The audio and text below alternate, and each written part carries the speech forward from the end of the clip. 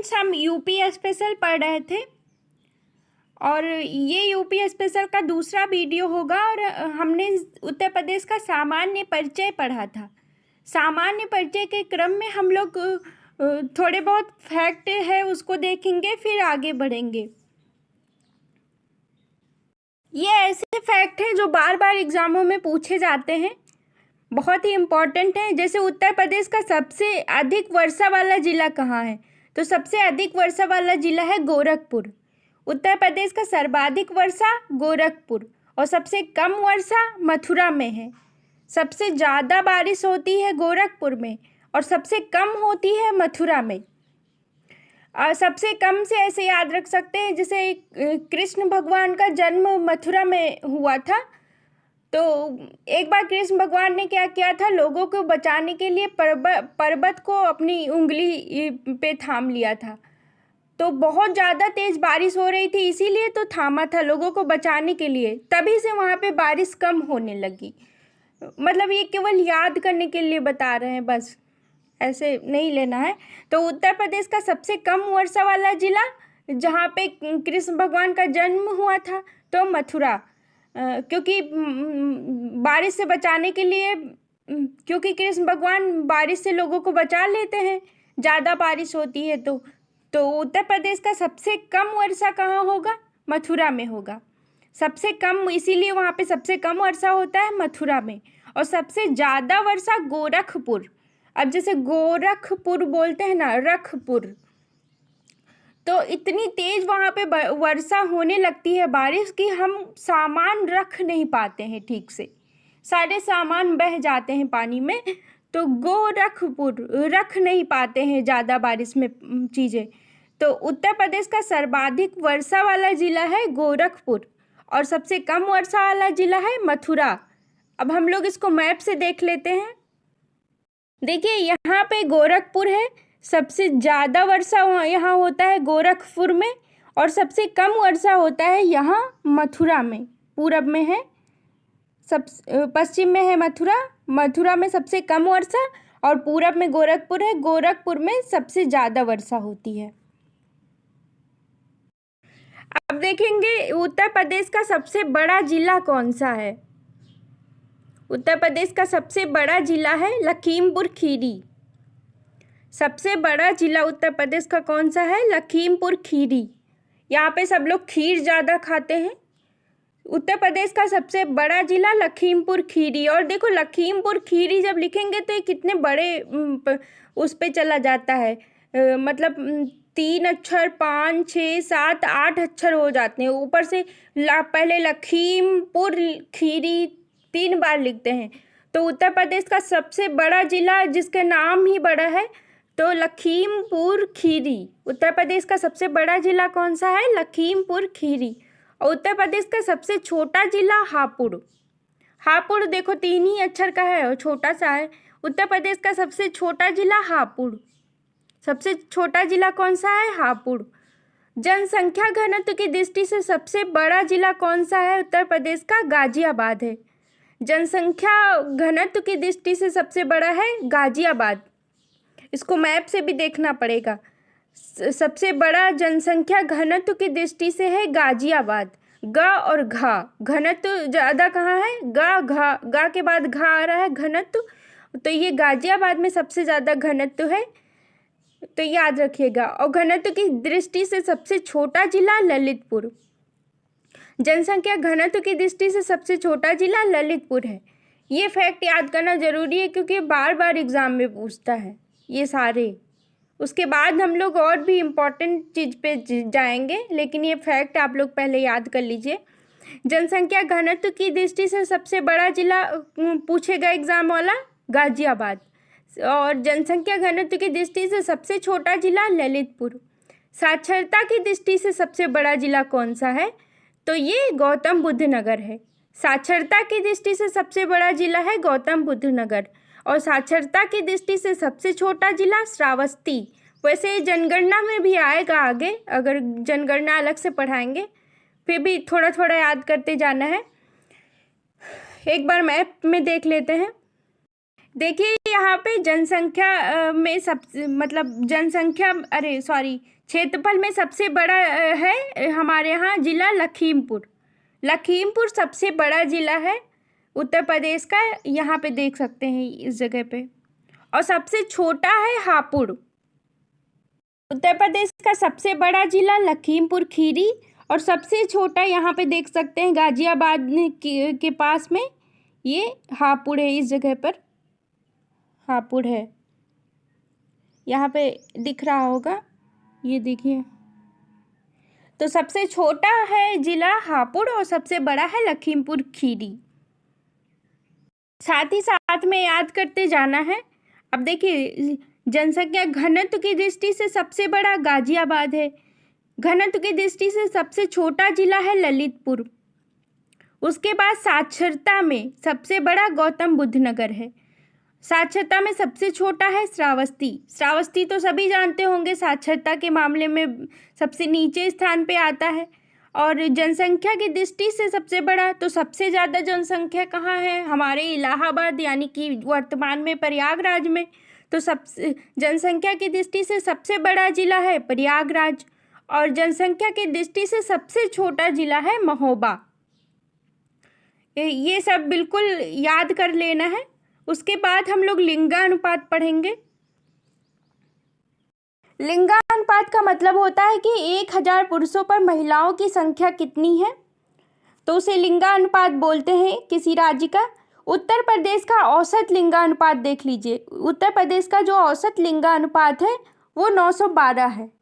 उत्तर प्रदेश का औसत लिंगानुपात कितना है? 912। ये यहाँ पे देख सकते हैं। तो याद कर लेना है, उत्तर प्रदेश का औसत लिंगानुपात मतलब 1000 पुरुष पर कितनी महिलाएं हैं? 912 हैं। और फिर शिशु लिंगानुपात कितना है? शिशु लिंगानुपात है 902। औसत लिंगानुपात है उत्तर प्रदेश का 912, शिशु लिंगानुपात है 902, अनुसूचित जातियों का लिंगानुपात है 907 और अनुसूचित जनजातियों का लिंगानुपात कितना है? 951। अगर कोई ध्येय आईएएस का टेस्ट देता होगा, पिछली बार मैंने ध्येय आईएएस का टेस्ट दिया था, तो उसमें अनुसूचित जनजातियों का लिंगानुपात दिया था कि कितना होगा, तो वो कितना होगा? 951 होगा। टेस्ट में भी आता है, एग्जाम में भी पूछता है ये। तो उत्तर प्रदेश का औसत लिंगानुपात कितना है? 912 है। शिशु लिंगानुपात 902 है। अनुसूचित जातियों का लिंगानुपात 907 है और अनुसूचित जनजातियों का कितना है? 951 है। देखिए, अगर जातियों और जनजातियों में कन्फ्यूजन हो तो देखिए, जातियों छोटा है, अनुसूचित जातियों का लिंगानुपात बोलेंगे ना तो छोटा पड़ जाएगा, तो 907 भी छोटा है। और वही अनुसूचित जनजातियों बड़ा है, तो जनजातियों 951 है। तो याद रहेगा कि 907 अनुसूचित जातियों का है और 951 अनुसूचित जनजातियों का लिंगानुपात है, क्योंकि जातियों छोटा है, अनुसूचित जातियों का लिंगानुपात छोटा है, जातियों लिखा है तो 907 है और जनजातियों यानी कि 951 हो जाएगा। और शिशु लिंगानुपात 902 और पूरा औसत लिंगानुपात उत्तर प्रदेश का 912। ध्यान रखिएगा।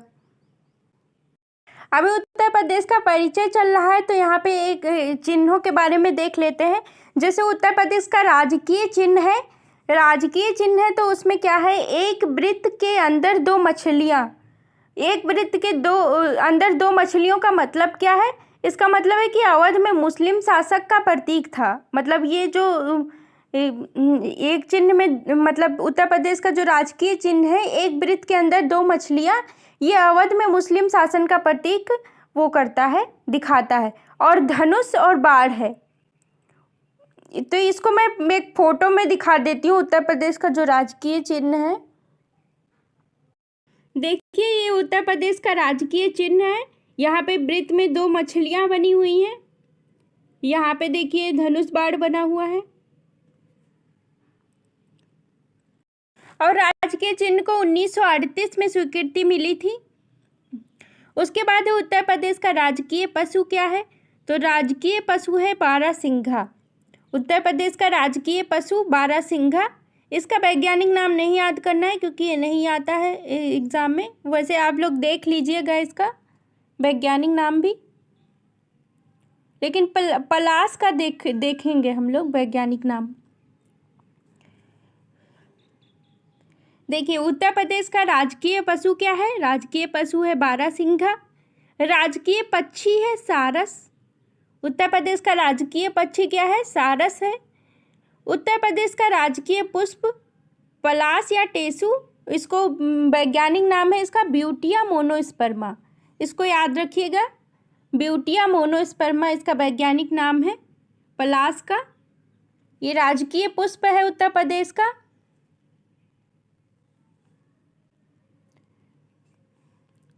उसके बाद उत्तर प्रदेश का राजकीय वृक्ष क्या है? तो राजकीय वृक्ष है अशोक। यूपी का राजकीय वृक्ष है अशोक। यूपी का राजकीय वृक्ष क्या है? अशोक है। और उत्तर प्रदेश की राजकीय भाषा क्या है?